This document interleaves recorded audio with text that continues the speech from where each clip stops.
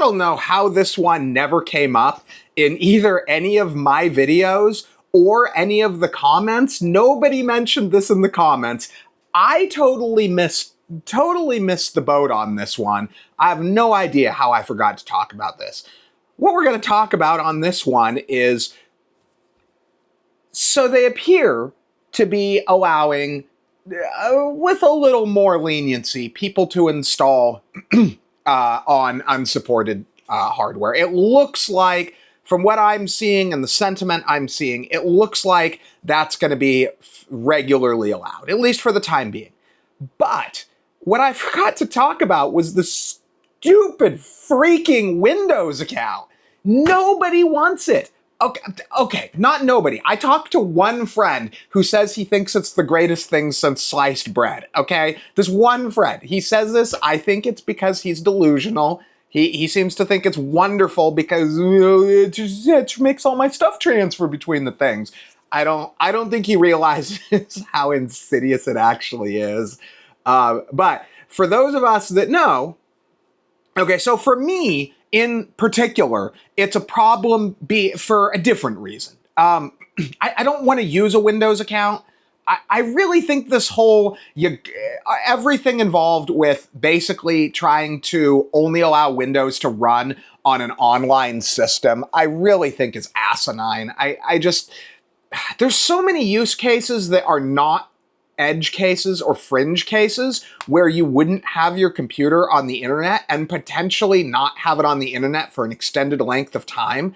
Because that's basically what they're doing with all this new stuff. They're basically saying you will connect your computer to the internet, which actually I'm curious whether or not it like saves up all its telematics and like then ships off a giant user report or something. I'm actually curious, but that's not what this video is about. If anyone knows that though, please feel free to leave a comment if you actually know, not you just think Microsoft is doing some hinky weird evil stuff and that must be amongst the hinky weird evil things. It probably is, but if you don't actually know, don't theorize. Anyway though, so they're basically saying you will connect your computer to the internet every so often, and but the inability to load Windows without the internet or without the system connected to the internet is kind of a pain in the ass on its own.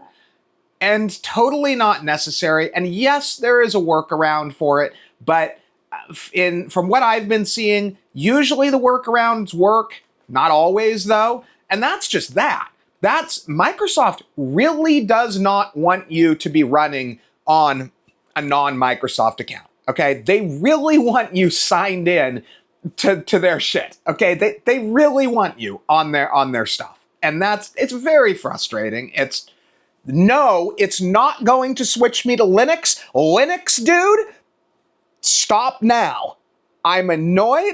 I'm voicing my concerns, but I'm not switching to Linux just because I hate Windows accounts, especially because I currently have a workaround that's probably a little bit different than most people are using. I'm not using any of, at least I haven't seen anything about it. The workaround I'm using is not one that I've seen primarily mentioned in the videos that talk about workarounds. I'm sure somebody has done something about it, but it's not the primary methods. But in any case, the whole thing with the Windows account, it just leaves a bad taste in my mouth. I don't want, again, as I said, to constantly have to connect to the internet.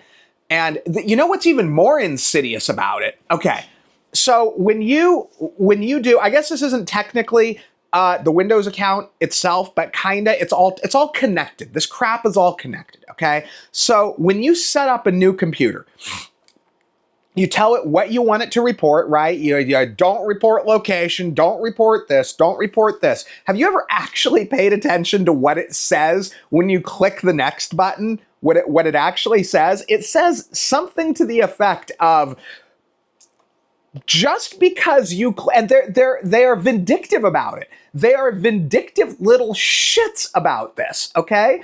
If you uncheck all those items, when you click the button to go to next, it'll actually give you a message. If I remember correctly, something along the lines of, simply because you unchecked all of these items, It doesn't mean you're not getting advertising. It just means now you're going to get random advertising. That's like the phraseology they use. It's like, so because you don't agree to all our tracking, we're still pushing advertising on you, but since you're saying we can't track you, we're just going to send you random advertising instead of advertising targeted at you.